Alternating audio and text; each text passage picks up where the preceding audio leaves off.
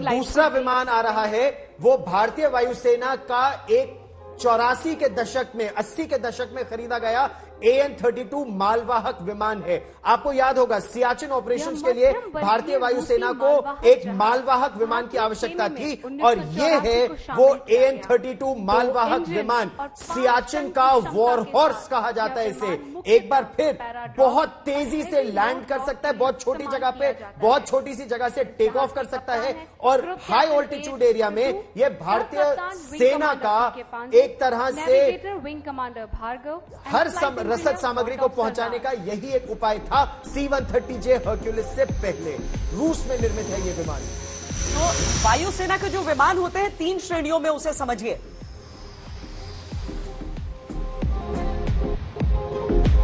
Ground security system की आवश्यकता होती है और उसी एयरफील्ड से ऑपरेट करने के एक पंख से लेकर दूसरे पंख तक की दूरी, इसका ये किस तरीके से वहां पर घूम रहा है, जैसे आप गाड़ी में यू टर्न कहिए, कैसे वो यू टर्न ले रहा है, कितने कम इलाके में, आप उसे देखकर देखिए। वायुसेना में 3 तरह के विमान इस्तेमाल किए जाते हैं। एक होते हैं लड़ाकू विमान, एक होते हैं हेलीकॉप्टर्स और एक होते हैं मालवाहक विमान।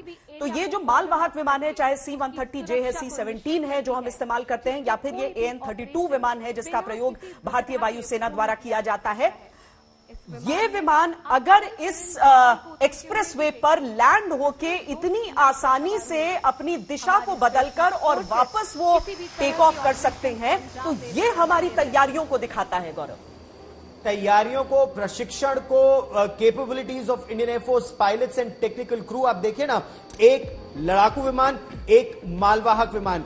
हालांकि ये दोनों वो हैं जो 80 के दशक में खरीदे गए थे। 1987 में खरीदा गया था आपका मिराज 2000, इसके 2 स्क्वाड्रन खरीदे गए थे और उसी दशक में सियाचिन ऑपरेशंस के बाद खासतौर पर सियाचिन के लिए ही रूस की जो इंडस्ट्री है, एयरक्राफ्ट इंडस्ट्री है, उन्होंने भारत के लिए AN-32 विमानों को बनाया क्योंकि उनको इस तरह के विमान की जरूरत नहीं थी।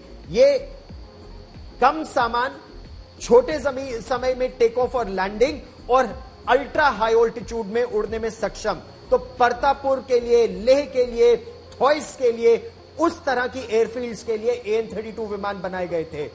अब ये पुराने हो चले हैं, इसीलिए अब C-130J इनका रिप्लेसमेंट है। भारत देश में भी एक मालवाहक विमान बनाने का प्रयास कर रहा है, बात आगे बढ़ रही है। हो सकता है विदेश से भी इनको और आगे विमानों को खरीदा जाए, लेकिन ये ऑपरेशनल एरियाज में जो विमान हम इस्तेमाल कर रहे हैं, ये देखिए कमांडो उससे उतरे और कमांडो किसी भी एरिया को टेक ओवर करने के लिए तैयार।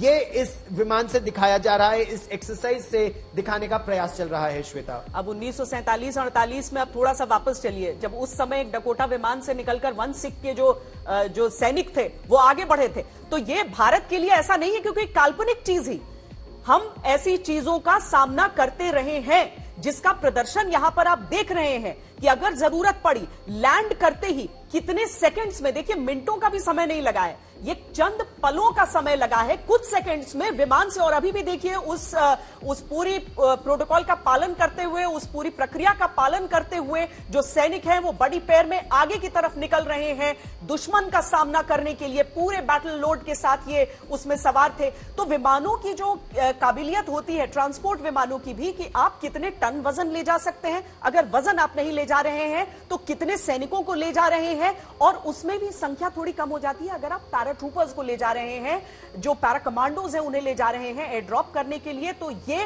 वो सैनिक हैं जो पूरे बैटल लोड के साथ इस विमान में मौजूद थे और अब दुश्मन के क्षेत्र में उतरकर ये अपने युद्ध को लड़ने के लिए तैयार है। खासतौर पर हाई ऑल्टीट्यूड एरिया में। आपने जम्मू और कश्मीर का जिक्र किया तो 27 अक्टूबर 1947 को पहली बार भारतीय वायुसेना का पहला विमान, डकोटा विमान, श्रीनगर एयरफील्ड पर लैंड किया था। 1 सिख के सिपाही उससे बाहर निकले थे और इंच बाय इंच, एक तरह से कहा जाए तो पाकिस्तानी कबाइलियों से, पाकिस्तानी सेना से जम्मू और कश्मीर को बचाने का काम, कश्मीर घाटी को बचाने का काम शुरू हुआ था। और जैसा बिल्कुल अभी श्वेता बता रही थी, बड़ी पेयर्स में कमांडोज बाहर निकल रहे हैं। क्यों? क्योंकि दुश्मन हमला भी कर सकता है, घात लगाकर बैठा हो सकता है। अगर वो हमला करेगा तो उससे बचाव का क्या उपाय है? ये पहले 2 कमांडो फायर करेंगे, फिर 2 कमांडो और और निकलेंगे, फिर 2 और निकलेंगे और फिर अलग अलग जगह पर अपनी पोजीशन ले लेंगे और उस एरिया को सिक्योर करके फिर आगे बढ़ेंगे। इस तरह से इस ऑपरेशन को अंजाम दिया जाता है, जिसे प्रधानमंत्री नरेंद्र मोदी भी देख रहे हैं। श्वेता, एक बहुत लंबा समय बीत चुका है कि विदेशों से तो हम उपकरण अर्जित करते हैं, लेकिन उत्तर प्रदेश के पास ही ये गौरव भी अब हो गया है कि वहां डिफेंस कॉरिडोर को जिस तरीके से आगे बढ़ाया जा रहा है, जिस तरीके से हमारे जो मशीन गन्स हैं वो यहां पर निर्मित हो रहे हैं, ये सारी चीजें, और न सिर्फ ये बल्कि मिसाइलों का भी उत्पादन यहां पर होना है, तो ये एक बहुत बड़ी चीज उत्तर प्रदेश के लिए हो जाती है। ये समूचा जो क्षेत्र है, पूर्वांचल का जो क्षेत्र है, यहीं पर ऐसे ऐसे गांव आते हैं जैसे कि गहमर वो गांव जिसे एशिया का सबसे बड़ा गांव ही नहीं सिर्फ कहा जाता है, बल्कि हर घर में आपको एक फौजी मिल जाएगा। इस समूचे क्षेत्र में ऐसे लोग आपको मिल जाएंगे। ब्रिगेडियर उस्मान की अगर हम कहानी सुनाएं, या फिर हम 1965 के युद्ध में अब्दुल हमीद की कहानी आपको सुनाएं, वो सारे योद्धा यहीं पर हैं।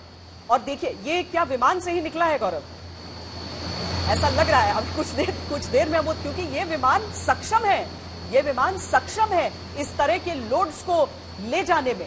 ऑल टेरेन व्हीकल जैसे ही उतरता है, यानी आप किसी भी क्षेत्र में जल्दी से उतर के अपने सामान को तेजी से ले जा सकते हैं, और वो विमान वापस जाने की तैयारी भी कर सकता है। वो विमान यहां से निकल सकता है। सैनिकों को वहां पर छोड़ दिया है, और यही देख रहे हैं, सैनिकों ने अपनी पोजीशन ले ली है। वहां पर आगे बढ़ते हुए उन्होंने उस क्षेत्र को चिन्हित करके वहां पर पोजीशन ले ली है। अब दुश्मन इनके निशाने पर है। उसके पीछे एटीवी में सवार सैनिक किस तरीके से निकल रहे हैं, जो किसी भी तरह के क्षेत्र में तेजी से आगे बढ़ सकते हैं, क्योंकि ये पैदल सैनिक हैं। इन्हें यहाँ पर, जहां पर एयरक्राफ्ट ने इन्हें पहुंचाया है, वहां पर ये अपनी पोजीशन तो ले रहे हैं, लेकिन आगे आपको बढ़ना है दुश्मन के क्षेत्र को और आगे भेजना है, तो कैसे होगा। और देखिए, AN-32 जो है वो आगे बढ़ने के लिए तैयार है वापस, इतनी जल्दी।